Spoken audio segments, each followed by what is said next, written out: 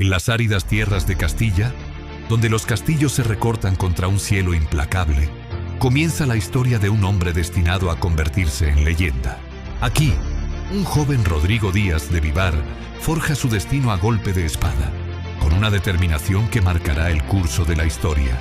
Nacido en Vivar, en el seno de una familia de la nobleza menor, Rodrigo fue educado desde niño en las artes de la caballería. Su instrucción en el manejo de las armas y la equitación lo preparó para un mundo en constante conflicto. Pronto su habilidad y su carácter llamaron la atención del infante Sancho, hijo del rey Fernando I de León, a cuyo servicio entró.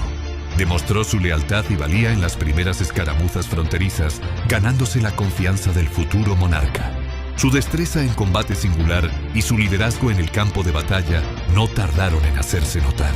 Fue en estos primeros enfrentamientos donde su fama comenzó a crecer, ganándose el sobrenombre de Campeador, el campeón batallador. Rodrigo se convirtió en el brazo ejecutor de Sancho, una pieza clave en la consolidación del poder del príncipe y en sus aspiraciones de grandeza. Sin embargo, la muerte del rey Fernando I pero el Magno, en 1065, sumió al reino en la incertidumbre. El monarca dividió sus dominios entre sus hijos, sembrando la semilla de la discordia. La ambición de Sancho II por reunificar la herencia de su padre bajo su única corona desató una inevitable disputa fratricida contra sus hermanos, especialmente Alfonso.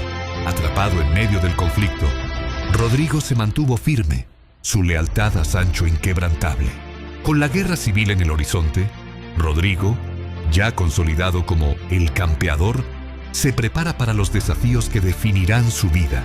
Pero la pregunta resuena en el viento de Castilla: ¿será esta lealtad inquebrantable su mayor virtud o el origen de su propia perdición? El eco de las espadas resonaba en una península dividida. Tras la muerte del rey Fernando I, sus hijos, Sancho II de Castilla y Alfonso VI de León, se enzarzaron en una lucha fratricida por el poder. En este tablero de reinos en conflicto, una figura comenzaría a forjar su leyenda: Rodrigo Díaz de Vivar. Al servicio de Sancho II, Rodrigo demostró ser un líder militar sin par. Fama del campeador en las batallas de cada enfrentamiento, mientras Alfonso VI era capturado y su reino sometido. La lealtad de Rodrigo hacia su señor era inquebrantable, y su espada, el instrumento de la unificación castellana. Con León bajo su control, el ambicioso Sancho puso sus ojos en la última resistencia, la ciudad de Zamora, gobernada por su hermana Urraca. Pese a las advertencias de Rodrigo, que desaconsejaba el asedio, el rey prosiguió. Fue allí, a las puertas de la ciudad, donde la traición selló su destino. Un noble llamado Bellido Dolfos, fingiendo ser un desertor, engañó a Sancho y lo asesinó a traición. Rodrigo, desolado, solo pudo encontrar el cuerpo sin vida de su rey. La muerte de Sancho abrió el camino para Alfonso VI, quien regresó para ser proclamado rey de Castilla y León. Pero la sombra de la sospecha planeaba sobre él. En la iglesia de Santa Gadea, en Burgos, Rodrigo Díaz, en un acto de audaz lealtad póstuma, obligó al nuevo monarca a jurar públicamente que no había participado en el asesinato de su hermano. La tensión era palpable. El rencor de Alfonso hacia el campeador quedó sellado en ese instante. Aquel juramento, sumado a la creciente desconfianza del rey, marcó el principio del fin para Rodrigo en Castilla. Acusado y desterrado, el Cid se vio forzado a abandonar su hogar. Seguido por un puñado de fieles caballeros, cabalgó hacia el exilio, dejando atrás su tierra, pero no su honor. Un nuevo capítulo comenzaba para el campeador, pero ¿hacia dónde lo llevaría el destino ahora que era un señor sin reino? Desterrado por su propio rey, pero no vencido. El exilio de Rodrigo Díaz de Vivar de Castilla marca el inicio de una nueva y sorprendente etapa en su vida. Ya no es el campeador de Alfonso VI, sino un líder sin tierra, seguido por una mesnada de fieles guerreros. Su reputación como estratega y combatiente invicto es ahora su único capital, y está a punto de invertirlo en el complejo tablero de Al-Ándalus. Lejos de buscar refugio en otro reino cristiano, el Cid ofrece su espada al mejor postor. Lo encuentra en la taifa de Zaragoza, bajo el servicio del rey Al-Mu'tamín, un monarca musulmán, pero también un hombre de ciencia y estrategia. Al frente de las tropas de Zaragoza, Rodrigo no solo defiende el reino contra sus rivales musulmanes de Lérida y Tortosa, sino también contra ejércitos cristianos como el de Aragón. Su genio militar trasciende la fe. Lidera ejércitos multiculturales con una eficacia que le gana el respeto de todos, amasando una considerable fortuna y consolidando su propio poder militar. Su fama crece con cada victoria. Batallas como la de Almenar se convierten en leyenda, demostrando que su habilidad táctica es inigualable.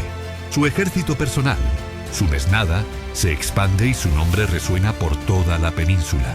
Ya no es solo un vasallo desterrado, sino un poder independiente, un señor de la guerra cuyas alianzas pueden decidir el destino tanto de la reconquista como de las luchas internas de Al-Ándalus. Mientras tanto, en Castilla, el rey Alfonso VI observa con recelo el ascenso imparable de su antiguo vasallo. La creciente influencia del Cid es una amenaza para su autoridad, lo que provoca tensiones diplomáticas y escaramuzas entre las fuerzas del campeador y las del rey. A pesar de servir a un señor musulmán, el Cid nunca reniega de sus raíces cristianas, manteniendo un complejo equilibrio entre su situación actual y una lealtad latente a Castilla. Con su poder consolidado y su riqueza asegurada, Rodrigo comienza a mirar más allá de Zaragoza. Su ambición ahora se dirige hacia el Levante, una región próspera y estratégica. El objetivo se perfila en el horizonte: Valencia. ¿Podrá este campeador, convertido en un poder en sí mismo, conquistar un reino propio y forjar un destino que vaya más allá de la lealtad a cualquier rey? Años después de su segundo destierro, Rodrigo Díaz de Vivar, el Cid campeador, se había forjado un nombre como el señor de la guerra más temido y respetado de la península.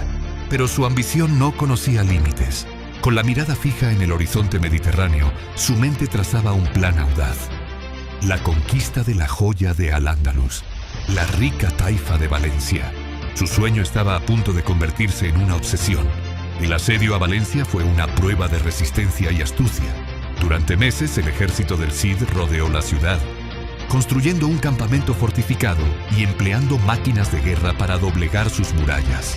La defensa valenciana fue feroz, pero la perseverancia del campeador fue mayor. Cortó los suministros, sembró la discordia y esperó a que el hambre hiciera su trabajo. Finalmente, en el año 1094, las puertas se abrieron y Rodrigo entró triunfalmente en la ciudad que sería su reino. Como señor de Valencia, el Cid demostró ser un gobernante tan hábil como guerrero. Estableció un principado tolerante donde cristianos y musulmanes convivían bajo su ley. Junto a su esposa, doña Jimena, que ejercía una notable influencia en la corte, fomentó el comercio y la prosperidad. Sin embargo, una sombra se cernía desde el sur. Los almorávides, un imperio fundamentalista del norte de África, avanzaban unificando Al-Ándalus y amenazando a todos los que se interponían en su camino. La nueva potencia africana vio en el principado independiente del Cid un obstáculo intolerable. Los enfrentamientos no tardaron en llegar, y Valencia se convirtió en el principal baluarte cristiano frente a la marea almorávide. En la decisiva batalla de Cuarte, el Cid demostró una vez más su genio militar, derrotando a un ejército muy superior en número. Su victoria resonó por toda la península, obligando incluso a su antiguo enemigo, el rey Alfonso VI, a reconocerlo como un aliado indispensable. El Cid campeador se encontraba en la cima de su poder, señor absoluto de un reino próspero y un héroe para la cristiandad. Pero la amenaza almorávide era implacable y cada vez más fuerte. Rodeado de enemigos y con un futuro incierto, la pregunta que todos se hacían era inevitable: ¿podrá el Cid mantener su reino frente a la imparable marea que amenaza con engullirlo todo? Su leyenda estaba a punto de enfrentarse a su prueba final. El Cid, Rodrigo Díaz de Vivar, permanecía en Valencia, la joya de su conquista. Ahora una fortaleza erguida frente a la inminente marea almorávide. En sus calles, cristianos y musulmanes, unidos por el asedio, se preparaban para el asalto final. El cerco se prolongó, con batallas encarnizadas en las murallas y arrabales. A pesar de su edad, Rodrigo lideraba con la genialidad de siempre, logrando una última y espectacular victoria en Bairén, donde su destreza táctica superó a un enemigo superior. Sin embargo, el campeador no caería en el campo de batalla. En el año 1099, falleció en Valencia por causas naturales, sumiendo a sus tropas y al pueblo en una profunda conmoción. Aquí nace la leyenda. Su cuerpo, embalsamado embalsamado y armado, fue atado a su fiel caballo Babieca para liderar una última carga. La visión de su figura espectral sembró el pánico entre los almorávides, regalándole una victoria póstuma. Tras su muerte, su esposa Jimena, aconsejada por el rey Alfonso VI, tomó la difícil decisión de abandonar la ciudad. El éxodo de los cristianos fue una procesión solemne, llevando consigo el cuerpo del héroe y la tristeza de dejar atrás el sueño que él había forjado. El cuerpo de Rodrigo encontró descanso final en el monasterio de San Pedro de Cardeña. Su figura se transformó en un mito, el símbolo eterno de la caballería, la lealtad y la reconquista. Su vida inspiró el Cantar de Mío Cid, inmortalizándolo como un héroe nacional complejo. Un guerrero formidable, un estratega brillante y un líder en una era de conflictos. Así, el Cid, Rodrigo Díaz de Vivar, trasciende su propia época, convirtiéndose en una figura cuya historia y legado resuenan aún hoy en la memoria colectiva, un eco de valor y honor que perdura a través de los siglos.